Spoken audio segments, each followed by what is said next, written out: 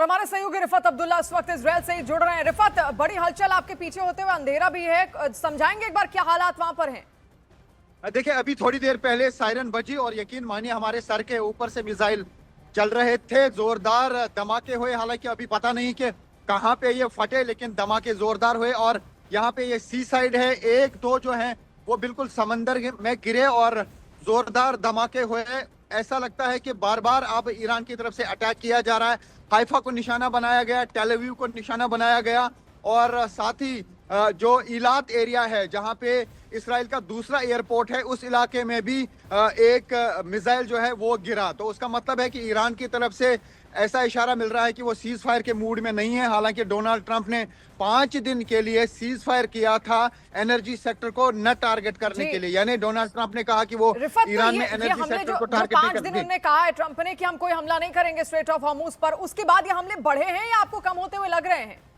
देखिए, बिल्कुल कल शाम से बहुत बढ़ गए हैं, क्योंकि रात भर जो है हमलों का सिलसिला ईरान की तरफ से जारी था। अभी हालांकि ईरान की रिपोर्ट्स मेरे पास नहीं है अभी कि क्या वहां पे ज्यादा हमले हुए, उसी का रिटाइलेशन है या वो नहीं चाहते हैं कि बातचीत का सिलसिला आगे चले। और ये कहा जा सकता है कि प्रेशर बिल्ड करने की अब कोशिश है। ईरान को लग रहा है कि ये मॉरल विक्ट्री है उनके लिए, जिस तरीके से एक के बाद एक डोनाल्ड ट्रंप बयान दे रहे हैं। तो उससे लग रहा है कि शायद यूएस जो है या तो अपने पैर वापस खींचना चाहता है या कोई ऐसी तैयारी करना चाहता है जिससे कोई सरप्राइज हो। और ऐसी भी खबरें हैं कि 3000 यानी 3000 ट्रूप्स को खार आइलैंड पे कब्जा करने के लिए भी भेजा गया है और कुछ और शिप्स को भी यूएस मूव कर रहा है। या तो कोई बहुत बड़ा प्रहार करने वाला है यूएस, या फिर यूएस जो है सख्ते में आ गया है और अपने पैर वापस खींचना चाहता है, जिस तरीके के हालात अमेरिका में बने हैं। क्योंकि अमेरिका में काफी सारे लोग क्रिटिसाइज कर रहे हैं डोनाल्ड ट्रंप को कि क्यों वो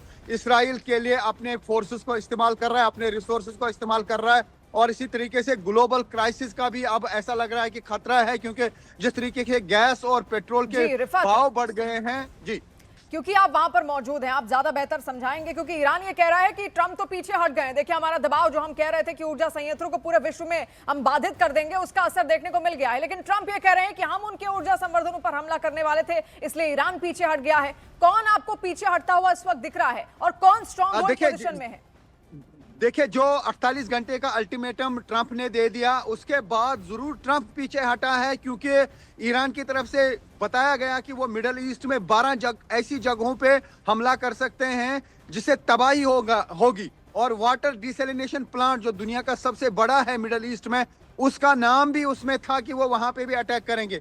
लगता है कि डोनाल्ड ट्रंप इसी वजह से वापस मुड़ गए और उन्होंने कोई अटैक नहीं किया। और ये भी कहा कि वो सीज फायर कर रहे हैं 5 दिन के लिए। और उन्होंने ये भी कहा कि उन्होंने ईरान के कुछ ऑफिशियल से बात भी की और टॉक्स का सिलसिला शुरू हो सकता है। लेकिन ईरान ने बिल्कुल इसको नकारा। ईरान की तरफ से कहा गया कि वो किसी भी सूरत में जो है टॉक्स के लिए रेडी नहीं है जब तक पूरा कोई एग्रीमेंट नहीं बनेगा यूएस की तरफ से। और ये कंपनसेट नहीं किया जाएगा। लेकिन लगातार, क्योंकि तस्वीर आप इजराइल से हम तक पहुंचा रहे हैं, वॉर जोन में आप खुद वहां पर मौजूद है, पहले तो आप महफूज रहिए। और हम ये भी आपसे जानना चाहेंगे क्या वक्त इस वक्त वहां पर हो रहा है? रिफत, देखिए, मैं आपको बताऊं 4:48 हुए हैं और आज 24 मार्च है। ये देख सकते हैं आप, ट्यूसडे है और 4:48 मैं अपने दर्शकों को बताऊं, यकीन मानिए कि आज रात भी टोटल नहीं हम सो पाए, क्योंकि बार बार सायरन्स बजी, बार बार जो ही नींद आने लगती है सायरन बजती है। और ये सिर्फ मेरा हाल नहीं है, बल्कि जो भी इसराइल में लोग रहते हैं उन सब का यही हाल है बार बार उनको। हालांकि मैं तो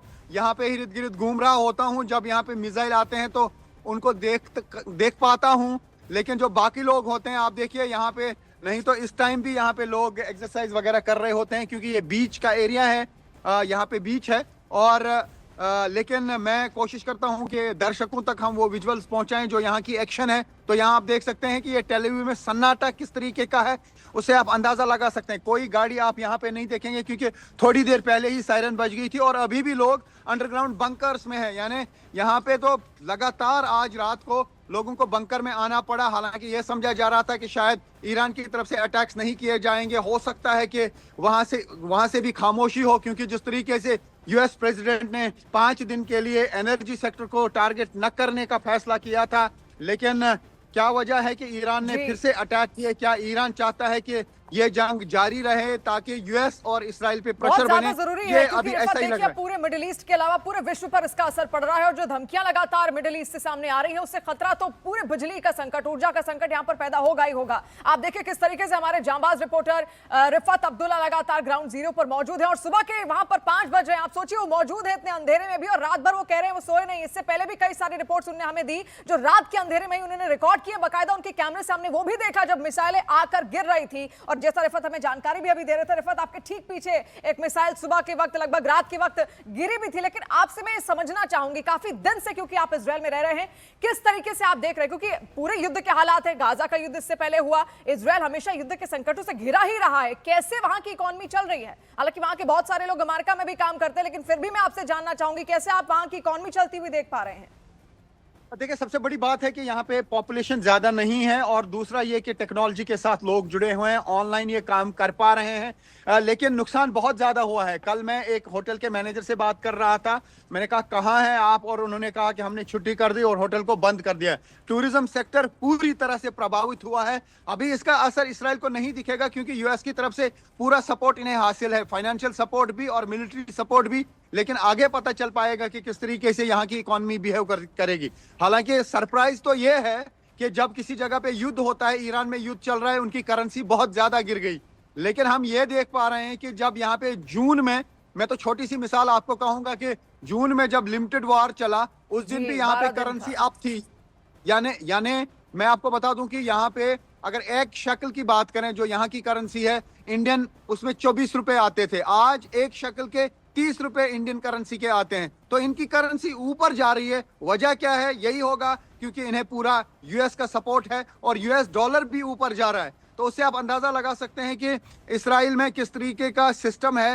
हालांकि छोटी सी कंट्री है और लोग ज्यादा नहीं है, लेकिन यहाँ पर काफी ज्यादा ये कहा जा सकता है कि डेवलपमेंट भी है, लेकिन यूएस का सपोर्ट इन्हें हासिल है, वो एक वजह हो सकती है। बेहद और टेक्नोलॉजी भी यहाँ पे जी टेक्नोलॉजी, इसके अलावा इंफ्रास्ट्रक्चर भी जो वहां से तस्वीरें हम देख रहे हैं, और इसके अलावा अमेरिका बहुत बड़ा निवेश भी वहां पर करता है। ये तमाम कारण है जिसकी वजह से इकोनॉमी चल रही है। जैसे आपने यहां पर बताया भी, युद्ध के हालात तो लगातार बने हुए हैं, लेकिन लोग ऑनलाइन जरूर काम कर रहे हैं और आजकल रिमोट एरिया भी आप आराम से रिमोटली काम कर सकते हैं। बहुत शुक्रिया रिफत, लेकिन अपना ध्यान भी यहाँ पर दीजिएगा और हम चाहेंगे जरूर आप अपनी नींद भी यहाँ पर पूरी कीजिए क्योंकि बेहद जरूरी है